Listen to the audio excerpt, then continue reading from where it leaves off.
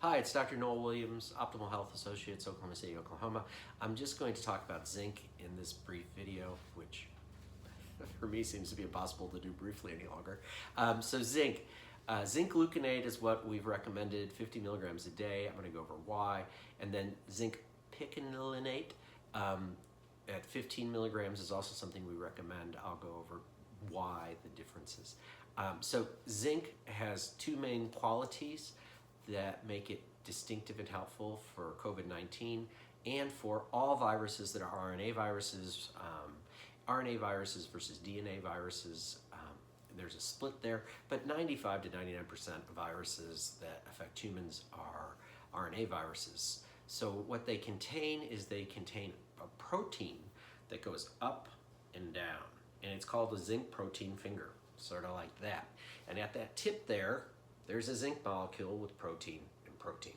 So when you have a lot of zinc in your cells and that virus comes in, the zinc's going to go into the viral particle and it's going to displace that knuckles where the zinc is. And it goes dunk, and once that happens, the virus stops replicating.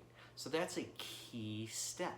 So if you have flu symptoms or cold symptoms, or if you happen to have herpes or cold sores, at the first hint of that, in the first 6 to 12 hours, if you pulse the zinc, meaning instead of doing your daily dose, which I'm going to go through eventually, you do 50 milligrams of zinc every hour for 4 hours, because you're then raising your serum levels way up, which is going to sublimate or stop the viral replication very effectively the vast majority of the time.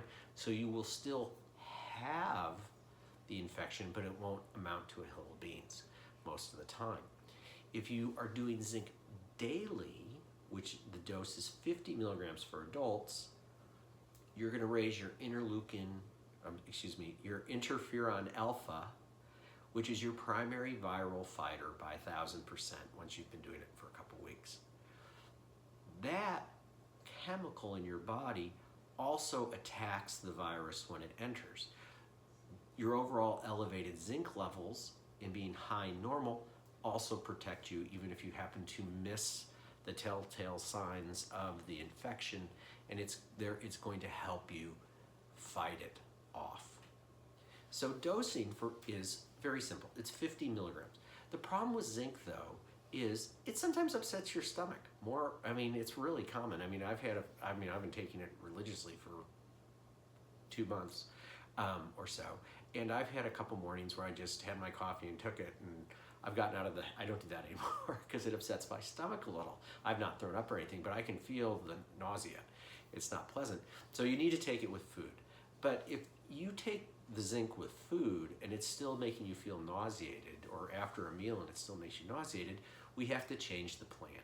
So most zinc gluconates come just as 50 milligrams. So what do you do instead? You go to zinc picolinate, which usually comes in 15 milligrams, which is a good product also. The gluconate is more standard and recommended, but we got to get it in you, and the zinc picolinate is fine. So you do 15 milligrams a day for a week, and then if you're tolerating that, go to 15 milligrams twice a day. And if you're at 30, you're in really good shape. 50 is optimal, but 30 is still pretty good. And then if you can, try to get a third one in and get to 45. And the difference between 45 milligrams of zinc picolinate and zinc gluconate is meaningless. They're both you're going to hit the same numbers. Now the thing is, with children, they don't need as much zinc to get protection because they're smaller. And so if someone's under 100 pounds, I usually just want them to do 15 milligrams of zinc a day. That should be plenty, because most of those people are children and their immune systems are already better than ours anyway. So we're having to augment them a little bit to get a big bang for the effort. Likewise, if you happen to be a 300-pound guy, because I have some larger people in the practice, or a 250 or 260 pound guy and you're 6'1" or something, you may need to take maybe 50 to 100 a day because you're a big person. I mean, bigger people need more zinc. It's very simple.